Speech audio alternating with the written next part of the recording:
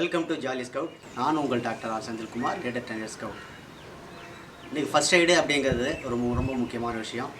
வாழ்க்கையில் ஒவ்வொருத்தருக்கும் என்றைக்காவது ஒரு நாள் ஃபஸ்ட் எய்டு தேவைப்படும். அந்த ஃபஸ்ட் எய்டை பற்றி தான் இன்றைக்கி இந்த வீடியோவில் நான் பார்க்க போகிறோம்.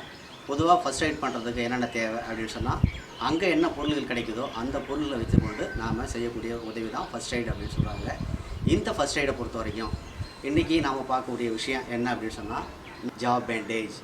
ஜாப் பேண்டேஜ்னால் தாடையில் இந்த பக்கம் உடச்சிக்கிச்சு, இல்லை அப்படின்னு சொன்னால் கீழ்த்தாடை பேத்துக்குச்சு அப்படின்னு சொன்னால் அதுக்கு நம்ம செய்யக்கூடிய ஒரு விஷயம், ஒரு ஃபஸ்ட் எய்டு, ஒரு கட்டு போடக்கூடிய விஷயம் தான் ஜாப் பேண்டேஜ் அப்படின்னு சொல்லுங்கள். இந்த பேண்டேஜை பற்றி தான் நாம் இன்றைக்கி இந்த வீடியோவில் பார்க்க போகிறோம். வாங்க வீடியோக்குள்ளே போகலாம். நம்மக்கிட்ட நிறைய பேண்டேஜ் இருந்தாலும் கூட பொதுவாக இதுக்கு நம்ம நேரோ பேண்டேஜ் யூஸ் பண்ணுறது பெட்டர். ஏன் அப்படின்னு சொன்னால், இப்போ நம்மகிட்ட ட்ரையாங்குலர் பேண்டேஜ் இருந்தது, வேறு ஏதாவது பேண்டேஜ் இருந்தது அப்படின்னு சொன்னால் அதை நம்ம இமீடியட்டாக பயன்படுத்த முடியாது. அதை மடிக்கணும், அதை நேரோ பேண்டேஜாக மாற்றணும், இதெல்லாம் கொஞ்சம் டைம் எடுக்கும்.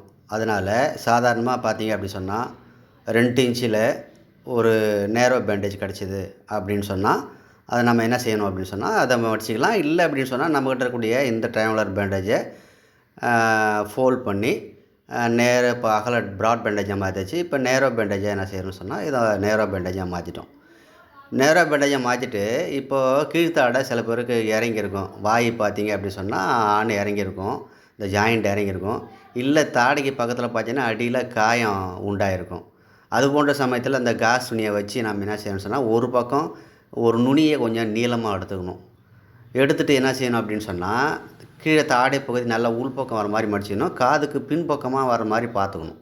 இப்போ நல்லா அழகாக என்ன செய்யணும்னு சொன்னால், ஒரு பக்கம் நீளமாக எடுத்துக்கிறேன், இன்னொரு பக்கம் நாம் ஒரு ஷார்ட்டாக எடுத்துக்கிறோம். நம்ம எந்த பக்கம் கொண்டு போகிறோன்னு பார்க்குறோம். இந்த லெஃப்ட் சைடு காது அல்லது ரைட் சைடு காது பக்கமாக காதுக்கு ஒட்டின மாதிரி இது மாதிரி வச்சுக்கணும். 2 நுனியும் அப்படியே ப்ளஸ் மாதிரி கிராஸ் பண்ணணும். கிராஸ் பண்ணிவிட்டு திரும்ப என்ன செய்யணும், அந்த கண்ணுக்கு மேலே நெற்றி பகுதியில் முன்பக்கம் வரணும், பேக் சைடில் அந்த தலைப்பகுதியில் வரணும். கண்ணில் மறைக்காமல் பார்த்துக்கணும். இப்போ ஒரு கண்ணுக்கு கீழே இறங்கி போச்சு, இப்போ கண்ணுக்கு மறைக்காமல் பார்த்துக்கணும். நீங்கள் கிராஸ் பண்ணதுக்கு அடுத்த பக்கம் ஆப்போசிட் சைடில் என்ன செய்யணும், கொண்டாந்து அந்த காது ஒட்டின மாதிரியே ஒரு ரீஃப் நாட்டு போட்டு முடிச்சுடணுங்க. இப்போ நம்ம போட்டது ரீஃப் நாட்டு. இவருங்க இப்போ பார்த்தீங்க அப்படி சொன்னால், வலது கை பக்கம் காது ஓரம் போய் கிராஸ் பண்ணிவிட்டு இடது கை பக்கமாக கொண்டு வந்து நம்ம ரீஃப் நாட்டில் முடிச்சிருக்கோம். முன்பக்கம் கண் மறைச்சிருக்கா இல்லையான்னு நம்ம பார்க்குறோம். இதுதான் பார்த்தீங்க அப்படி சொன்னால் ஜாப் பேண்டேஜ். கீழ்த்தாடை இறங்கி இருந்தாலோ இல்லை தாடையில் நீங்கள் பார்த்தீங்க அப்படி சொன்னால் காயம்பட்டிருந்தாலோ அங்கே நம்ம என்ன செய்யணும்னு சொன்னால், கட்டு துணியை வச்சு ஒரு நேரோ பேண்டேஜ் வச்சு, இல்லை ட்ரையாங்குலர் பேண்டேஜை நேரோ பேண்டேஜாக மாற்றி போடக்கூடியது தான் இது. இப்படி செஞ்சிட்டோம் அப்படின்னு சொன்னால் நம்ம அது ஒன்று காயம் அடிபட்ட இடத்துல ரத்தம் வழியாமல் இருக்கும், இன்னொன்று நம்ம கீழ்த்தாடை மேலும் இறங்காமல் நம்ம ஹாஸ்பிட்டலுக்கு கொண்டு போகிறதுக்கு வசதியாக இருக்கும். என்னங்க இந்த வீடியோவை பார்த்தீங்களா? இப்போ நமக்கு எதிர்பாராத ஒரு விபத்து ஏற்படும் போது அப்போ நம்மக்கிட்ட இது மாதிரி ஒரு ஸ்கார்ஃபோ பேண்டேஜ் கிளாத்தோ இருந்தால் நாம் என்ன செய்யலாம்னு சொன்னால், அடிபட்ட ஒருத்தருக்கு நாம் இந்த உதவி செய்யலாம். அதுதான் ஃபஸ்ட் எய்டுங்க. அதுதான் உயிரை காப்பாற்றக்கூடிய விஷயம். அப்பேற்பட்ட மிகப்பெரிய விஷயத்தை நம்ம ஸ்கவுட்டு கைடு கற்றுக்கணும் இல்லைங்களா?